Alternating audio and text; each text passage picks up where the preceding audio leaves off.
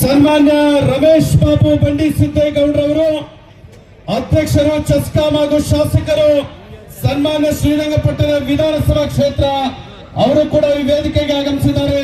ಅವರನ್ನು ಕೂಡ ತಮ್ಮ ಜೋರಾದ ಚಪ್ಪಾಳೆಯ ಮೂಲಕ ಈ ವೇದಿಕೆಗೆ ಬರಮಾಡಿಕೊಳ್ಬೇಕು ಅಂತ ಹೇಳಿ ವಿನಂತಿಯನ್ನು ಮಾಡಿಕೊಳ್ತಾ ಇದ್ದಾರೆ.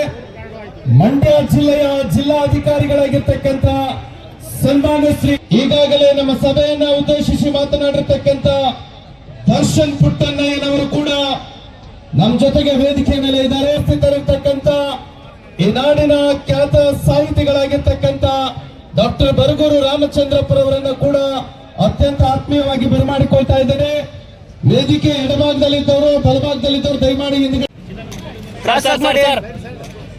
ಸರ್ ಈ ಕಡೆ ಸರ್ ಸರ್ ಈ ಕಡೆ ನೋಡಿ. ವಿಗ್ರಹ ಸರ್ಕಾರದಲ್ಲಿ ಜೋಡತ್ತಿರುತ್ತಾ ಇರ್ತಕ್ಕಂಥ ಈ ರಾಜ್ಯದ ಶಿಕ್ಷಕರನ್ನ ಸಮಸ್ಯೆ ಮುಕ್ತ ಶಿಕ್ಷಕರನ್ನಾಗಿ ಮಾಡಬೇಕು ಅಂತೇಳಿ ತಮ್ಮೆಲ್ಲರ ಜೋರಾದ ಚಪ್ಪಾಳೆಯ ಮೂಲಕ ಅವರು ಇರುವ ಬಗ್ಗೆ ಕಾಳಜಿಯನ್ನು ಹೊಂದಿರತಕ್ಕಂಥ ಸನ್ಮಾನ್ಯ ಶ್ರೀ ಚಲುವರಾಯ ಸ್ವಾಮಿರವರನ್ನ ಅತ್ಯಂತ ಪ್ರೀತಿ ವಿಶ್ವಾಸದಿಂದ ಈ ಕಾರ್ಯಕ್ರಮಕ್ಕೆ ಪ್ರೀತಿಯಿಂದ ಸ್ವಾಗತವನ್ನು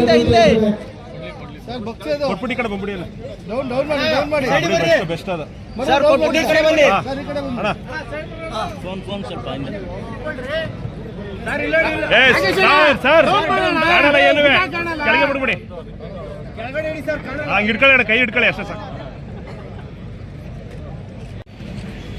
ಸಮಾರಂಭದ ವಿಶೇಷ ಆಹ್ವಾನಿತರಾಗಿ ನಮ್ಮ ಜೊತೆ ಇರ್ತಕ್ಕಂಥ ಅಧ್ಯಕ್ಷರು, ಚೆಸ್ಕಾಂ ಹಾಗೂ ಶಾಸಕರು, ಸನ್ಮಾನ್ಯ ಶ್ರೀರಂಗಪಟ್ಟಣ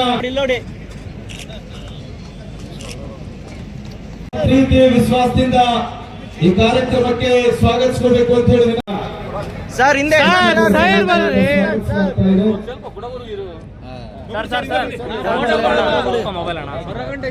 ಸರ್ ಇಲ್ಲೋಡಿ ವೇದಿಕೆ ಮೇಲೆ ಇರ್ತಕ್ಕಂಥ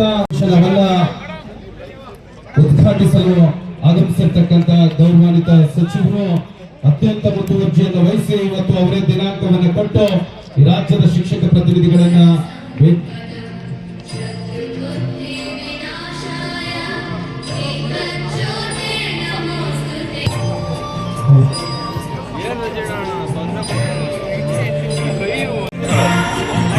ಅವರ ಹೆಸರಿನಲ್ಲಿ ಈ ರಾಜ್ಯದ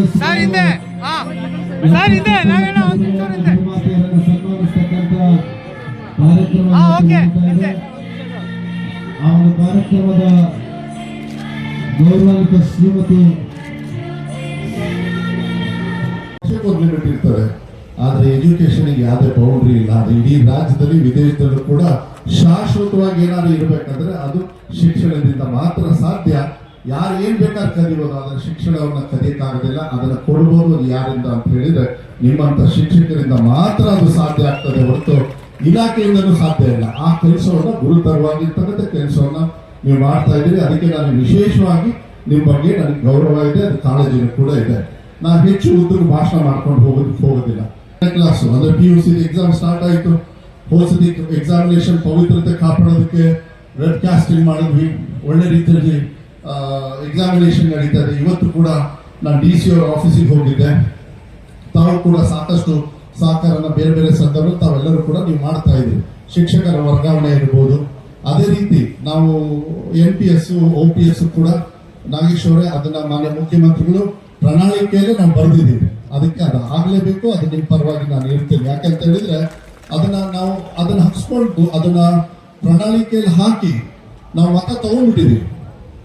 ನೀವು ಯಾರ್ಯಾರಿಗೆ ಹಾಕಿದ್ರು ಗೊತ್ತಿಲ್ಲ, ಆದ್ರೆ ಸರ್ಕಾರ ಮಾತ್ರ ನಮ್ದಿದೆ. ಅದು ನನಗೆ ಚೆನ್ನಾಗಿ ಗೊತ್ತಿದೆ. ನಾ ಕೇಳಲ್ಲ ಅಂದೆ, ನೀವು ಅವರಿಗೆ ಹಾಕಿರ್ತೀರಿ, ನೀವೆಲ್ಲರೂ ನಮಗೆ ಹಾಕಿದೀವಿ ಅಂತ ಹೇಳಿ ನೀವು ಅಧಿಕಾರದಲ್ಲಿ ಇರೋದ್ರಿಂದ, ನೀವು ಸರ್ಕಾರಿ ನೌಕರರು ಇದೆಯಲ್ಲ, ನೀವು ಯಾರಿಗಾರು ಹಾಕಿರ್ಬೋದು, ನಮಗೆ ಹಾಕಿದ್ರಿ ಅನ್ಕೊಂಡು ನಾವು ಬಂದು ಹೋಗ್ಬೇಕಾಗತ್ತೆ. ಆದ್ರೆ ನಿಮ್ಮ ಹೆಚ್ಚು ಶಕ್ತಿಯನ್ನ ನೀವು NPS ಅಲ್ಲಿ ವೋಟ್ ಫಾರ್ OPS ಅಂತ ಹೇಳಿದ್ರಿ. ಅವ್ರು ಮುಂಬರುವ ಭಾಗ ಹೇಳಿದ್ರು ವೋಟ್ ಫಾರ್ ಕಾಂಗ್ರೆಸ್ ಅಂತ. ಅದನ್ನ ನಾನು ಹೇಳೋದಕ್ಕೆ ಹೋಗೋದಿಲ್ಲ.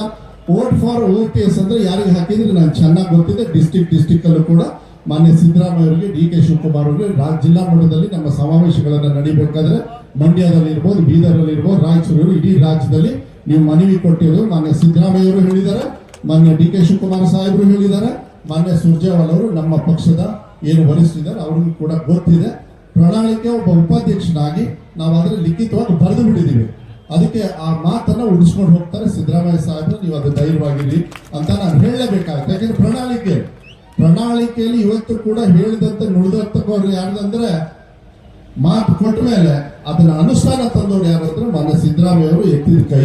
ಅದನ್ನ ಮಾತ್ರ ನಾವು ಯಾವುದೇ ಕಾರಣಕ್ಕೂ ನಾವು ತಗೊಳ್ಳೋದಕ್ಕೆ ಆಗೋದಿಲ್ಲ.